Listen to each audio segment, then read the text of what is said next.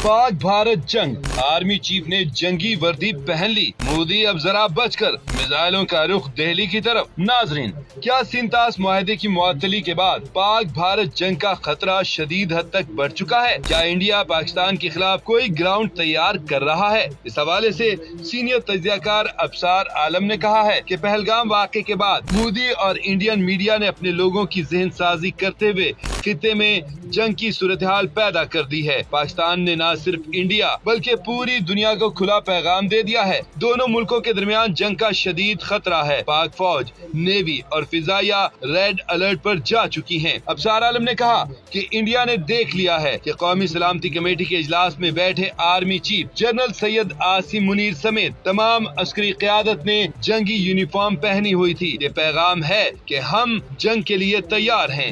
इससे अंदाजा किया जा सकता है कि जंगी तैयारियां किन मराहिल में पहुंच चुकी हैं। लेकिन पाकिस्तान की अव्वलीन कोशिश यही है कि जंग ना हो। अबसार आलम ने कहा कि इंडिया पाकिस्तान का पानी बंद नहीं कर सकता, उसे डैम्स बनाने में दहाइयां लग जाएंगी। हम वो डैम्स बनने ही नहीं देंगे। पाकिस्तानी मिसाइल्स, गौरी, हतब, शाहीन तैयार कर दिए गए हैं। दिल्ली समेत तमाम इंडियन शहर निशाने पर हैं। पाकिस्तान के साथ जंग आसान नहीं होगी। नरेंद्र मोदी अब जरा बचकर रहें। गोदी मीडिया याद रखे, दरियाओं में पानी न बचा तो खून बहेगा।